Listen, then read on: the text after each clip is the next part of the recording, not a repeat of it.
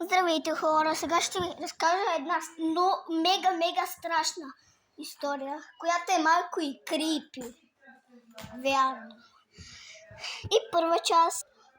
Първа част означава първия сериал.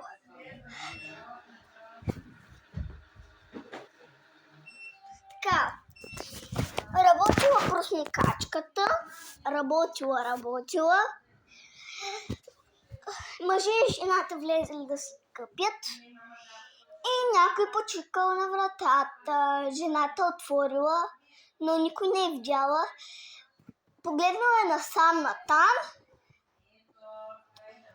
и после тя затворила вратата, заключила е и казала на мъжа си, някой беше чукал и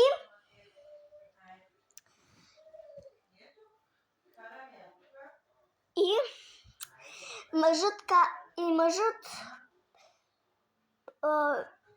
и знаете ли кой е чукал, между другото? Една Лейла Роси, която беше много страшна преди 2004 година. Но тя беше в България. И затова тя беше дух, защото се саможертвали. И тя се е саможертвала, защото баща и майка ѝ се викали, били са я и така наред.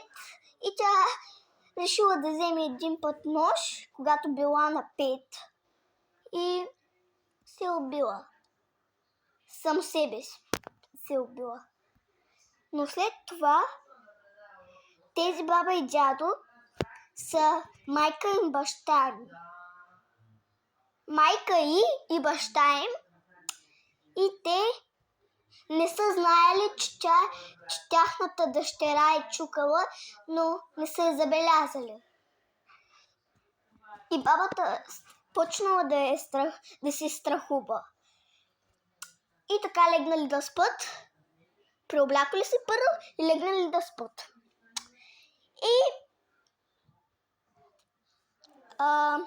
И пак почука във вратата. Този път дядото се е събудил. Дядото отворил, никой няма.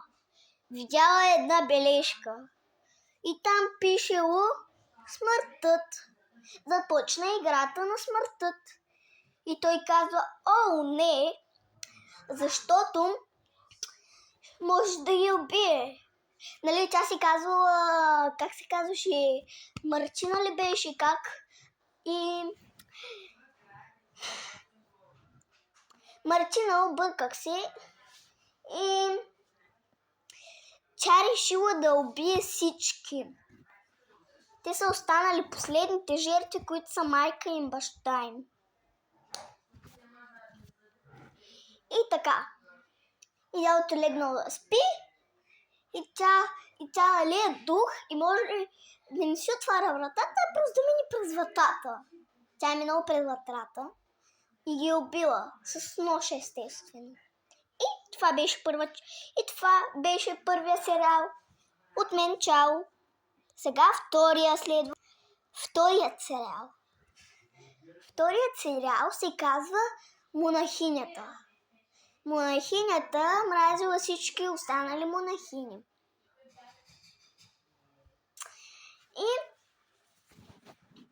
И едно момиче беше се забило и викаше из цялата стая. И монахинята имала една палка, де да удря деца по ръцете. Тя наудря и станаха криви ръцете. И тогава тя отиде в кабинета на господин Турчев. Той така се казва господин Турчев, защото са турцианци. А детето се казвало Мартина пак. Мартина, тя от първия филм, тя беше монахиня. Да, както знаете.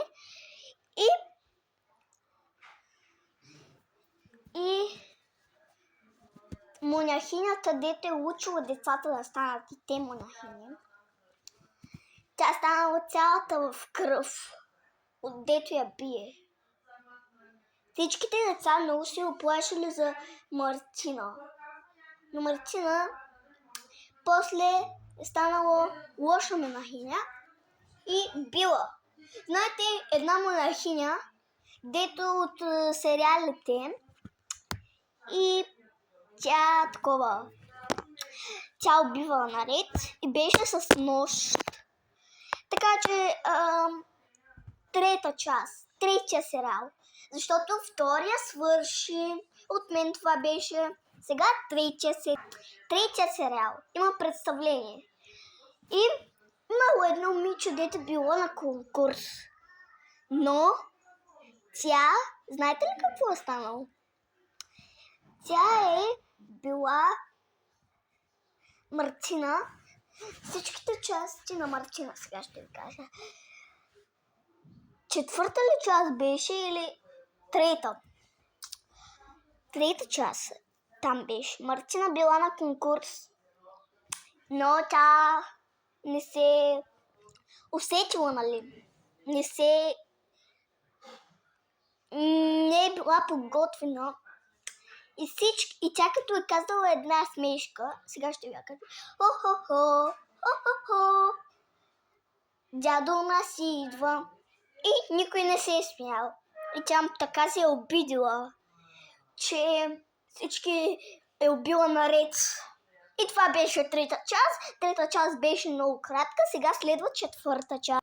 Четвърта част. Когато Мартина се е прибрала от тях, е казала на баща си: татко, че ще те убия. И той не е чул, пил е хапчета, не е чул, защото е бил болен. Глух. И даже тя не е знаела, че той е глух. Не може да чува. А майка ѝ, тя не е знала за майка си, че тя е също глуха. И така показва знаци. И също, знаете ли какво?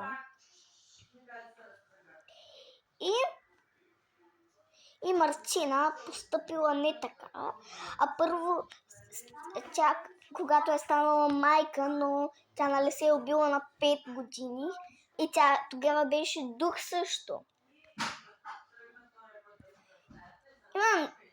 Казвам, че тогава е била на 15 и тя тогава се е убила, не на 5. Защото на 5 тя няма да си помисли да се уби. И Мартина била на 15.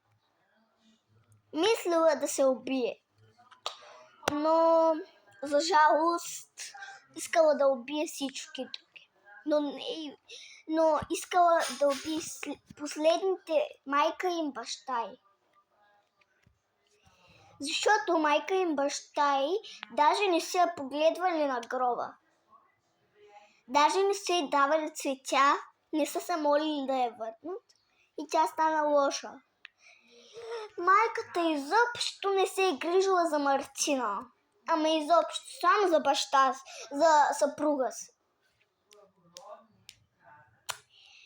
А Мартина нямала какво да яде. Помолила майка си, но тя казала какво каза. Тя не е чула Мартина, но Мартина не е знаела. И след това татко й написа бележка. И то пишело: Мартина, ние с майка ти сме глухи, не може да чуваме, и тя се почувствала много обидно. И така, всичките части вече съм разказала. Чао! От мен беше това.